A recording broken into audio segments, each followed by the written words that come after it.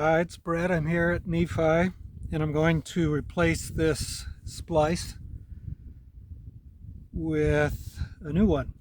This is long enough, but has a very short taper, maybe 2 inches.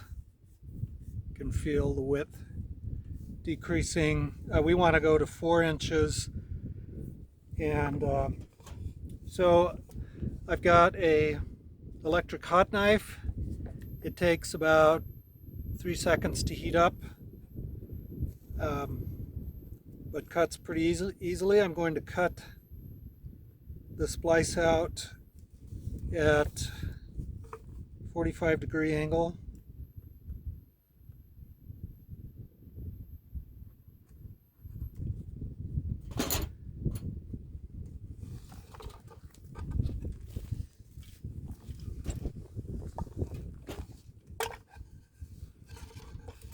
Then I'm using thin packing tape. It needs to be thin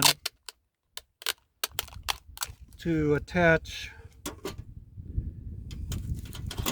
these number 10 knitting needles that have been cut off, so that this is 8 inches from here to here at about a 45 to 60-degree angle. So I cut roughly a square of packing tape. About 2/3 will be on the rope and 1/3 on the needle.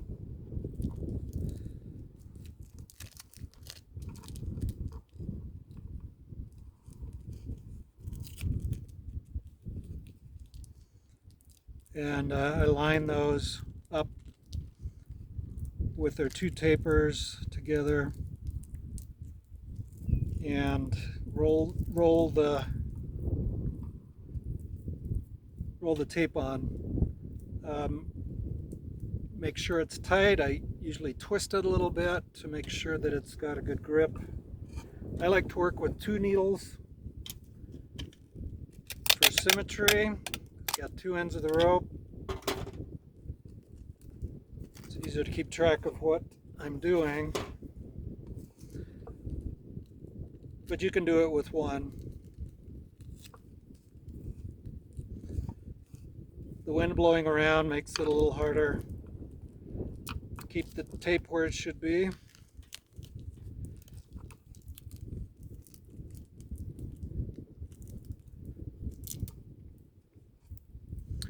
So we want to make this as thin as possible. This is where the most friction is when you're putting it through the rope. That's why the thin tape. All right, so we're going to first push each needle through the other rope at a distance of, this is 1 needle length, 8 inches, plus 2 more inches, so about 10 inches. We push the rope against itself to expand the area so we can get our needle through it. We try to go between the major strands. There's 12 major strands in this rope, so we go through the middle and pull that through.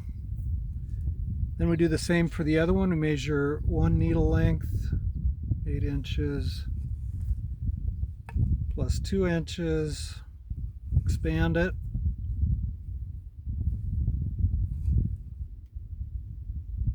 And go through that rope, pull these 2 needle ends together so you can see the beginning of the splice. It'll have 2 kind of flat areas on these 2 sides. All right, now the more difficult part starts. Threading these ends through the center of the rope, going away from the splice toward the long ends. So expand the rope a little bit on this end. And I've been skipping 4 strands. 1, 2, 3, 4.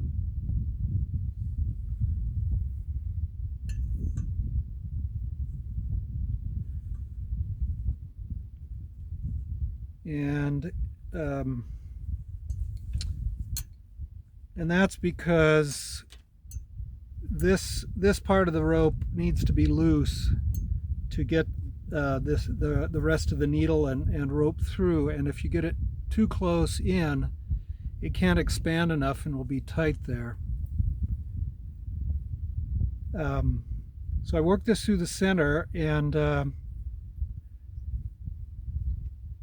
I don't want to pre widen this, because it turns out that sharp end of the needle will center itself pretty well on the rope if it's not pre-widened. If you pre-widen it, you'll get a needle that wants to dive out. It becomes too wide, and the sharp needle will go out through a strand opening. So as I do this, I'm going to push the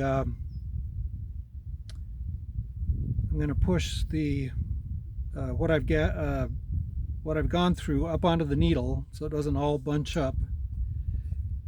And so I do that every once in a while. And you can kind of, if you poke the needle out, and if it doesn't go right down the center, but it pulls a strand to the wrong side, it's not a structural thing that's a problem. It'll just make the fishing of the rope through it too tight. It'll gather in a strange way around some points, and so you can see I pushed out here, wasn't concentrating enough.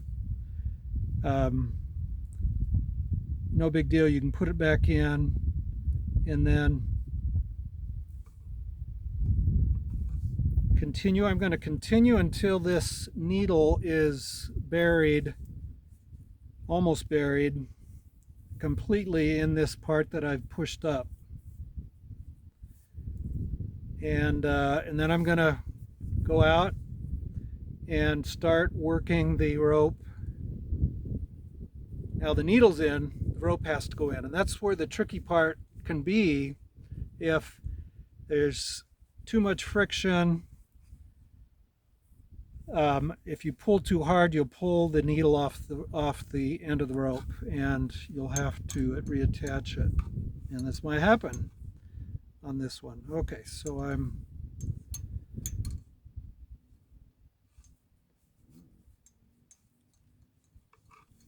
working the rope down through here, and I can pull as hard as I want on the needle as long as my other fingers are on the needle. When I get to where it goes off the needle, I need to be more gentle to not pull the rope off.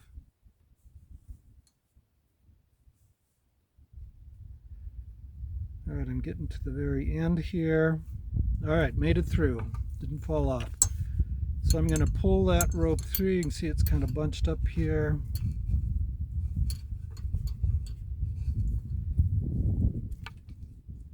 All right, so doesn't matter if I pull the needle off now.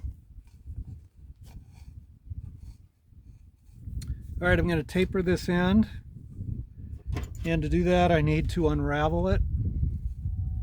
So between these two marks I've got 4 inches, half a needle length. That's how long we want the taper to be in our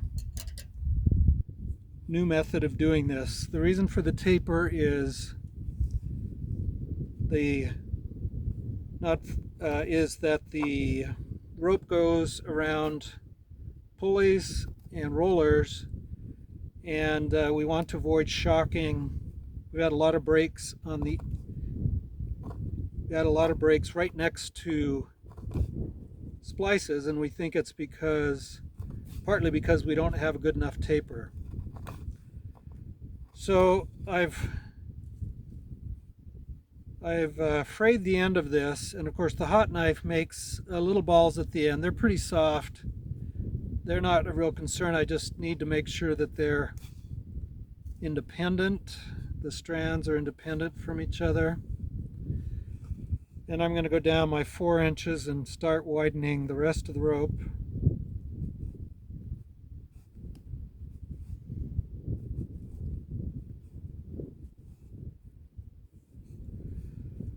Okay, so I could continue. There's lots of different ways you could do the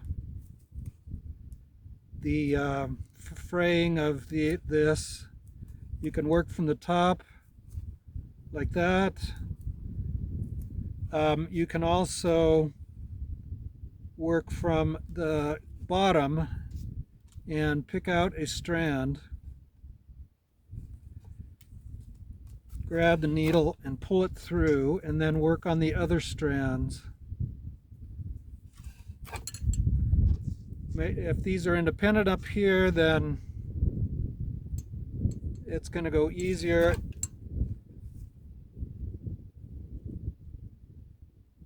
If I get stuck on a strand and it's really hard, just go to another one and work on the next one.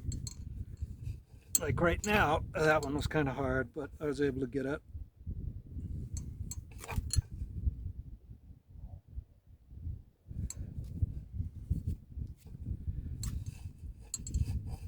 Okay, there's one that you can see I grabbed 2 at once. That doesn't work so well.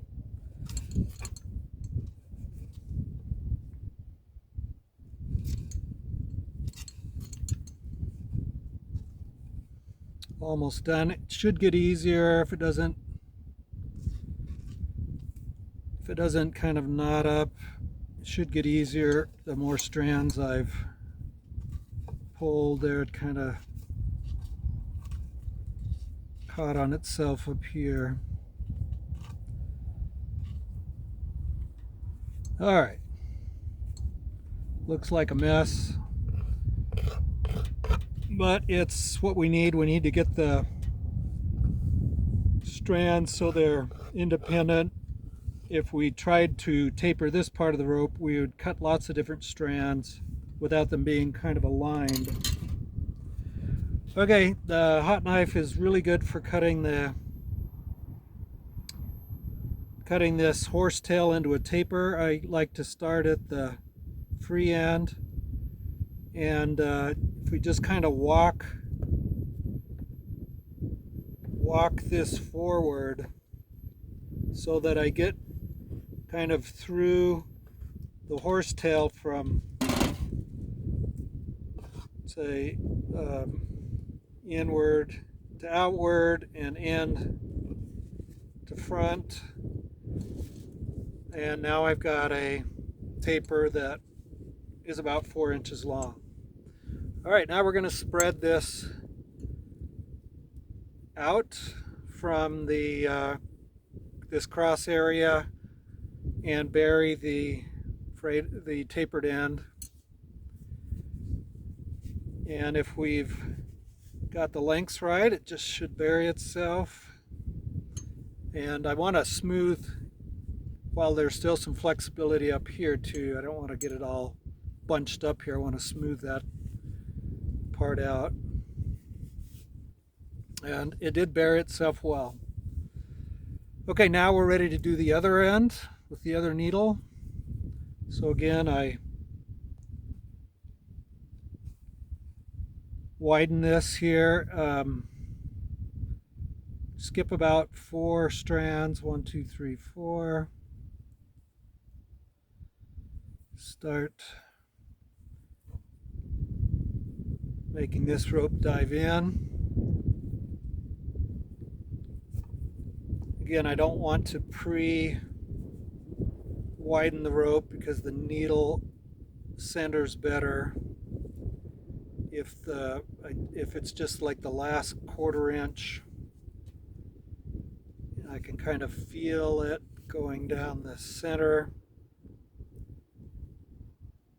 See, it dove out a little bit there. I've got to recenter it, find where it's easy.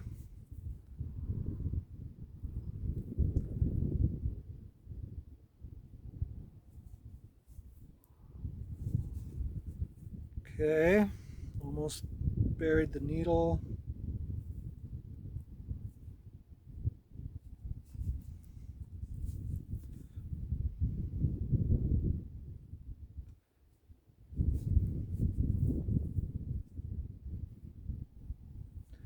And you can get sometimes where it doesn't go very well.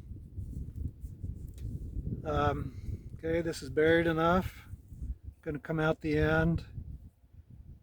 You can see maybe I trapped one strand wrong here.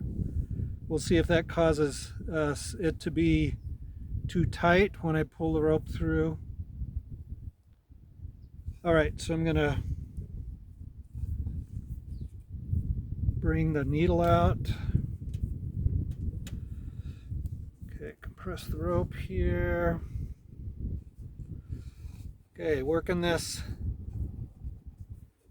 down over off the needle here onto the rope. Can use a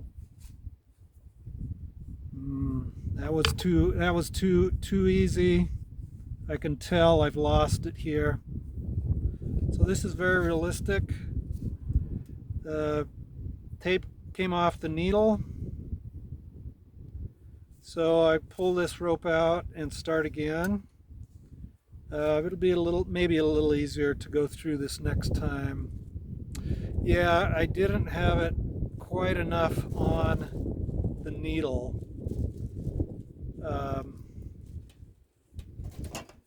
Okay, so to get the ends off, I like to use the knife, the razor blade.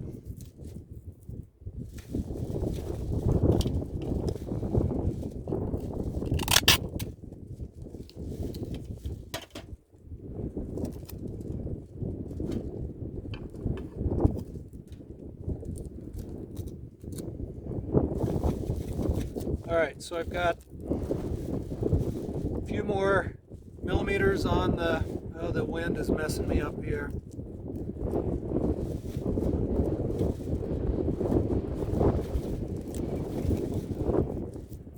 Okay, tear that off and start over. I don't know if you're going to be able to hear because of the wind anyway.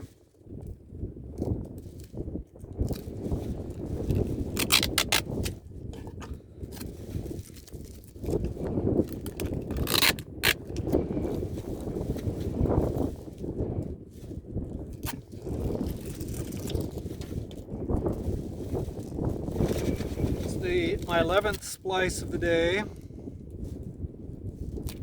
So you can see my fingers are showing the dirt.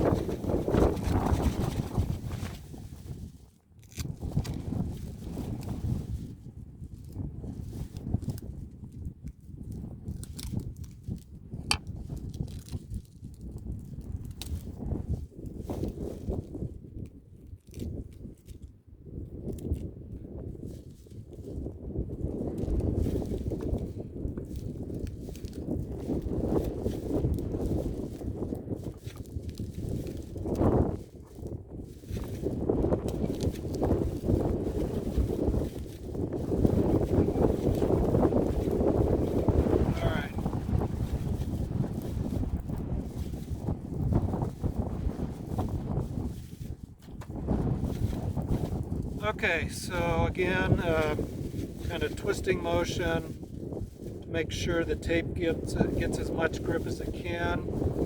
The rope is still a little bit widened. Just going to go through the same spot.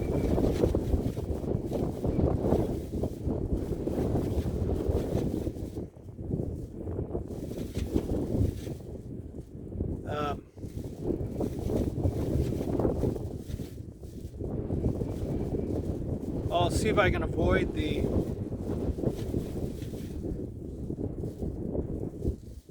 one time when the needle wasn't going down the middle. I think I got past that part. Alright, so I'm ready to go out again. So that didn't take too long to recover from from losing the tape. Make sure I've got enough slack here.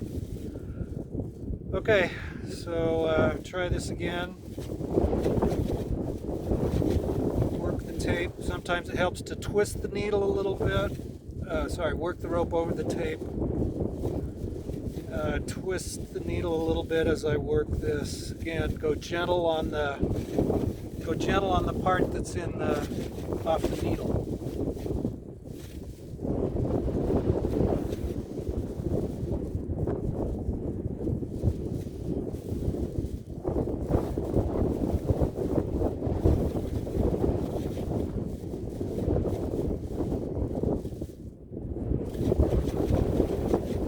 Okay, got it through.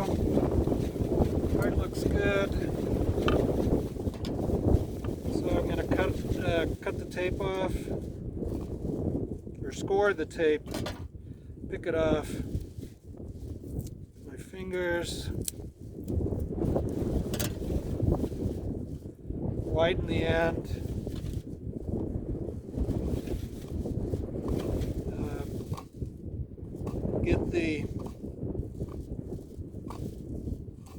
Get the strands independent at the end. Of course, if you cut this with a knife or scissors, they will be independent, this step will be a little quicker, but then you're dealing with scissors and knives that wear out and wear your hands out if you do a lot of them. So I like the hot knife. So I go 4 inches, half a needle's length, widen the rope from there to the end. Pick out a strand. You want to get just one strand, not a bit of the other strand, or it'll be hard.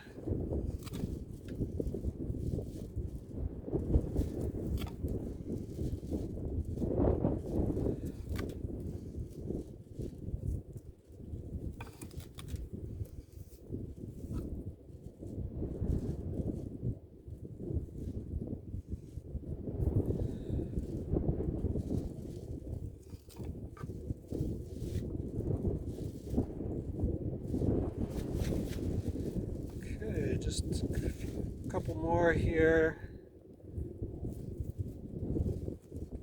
Getting a little harder to make sure I just get toward the end. I don't know why. I guess these get a little wider. It's harder to make sure I'm just dealing with one strand at a time as I pull. So sometimes I'll catch the next strand or part of the next strand, and that makes it harder.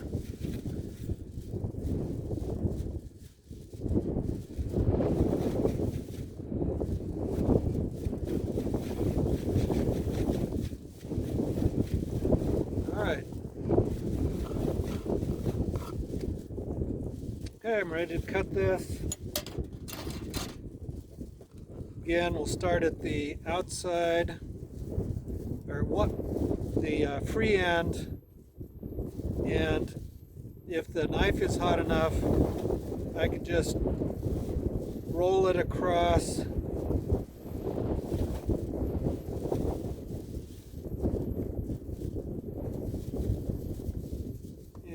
And I've cut about half the fray away. That's good. Feels nice. Ready to bury it. Work this end smooth. Alright, you can see, judge that just about right. There it goes. The end is buried now.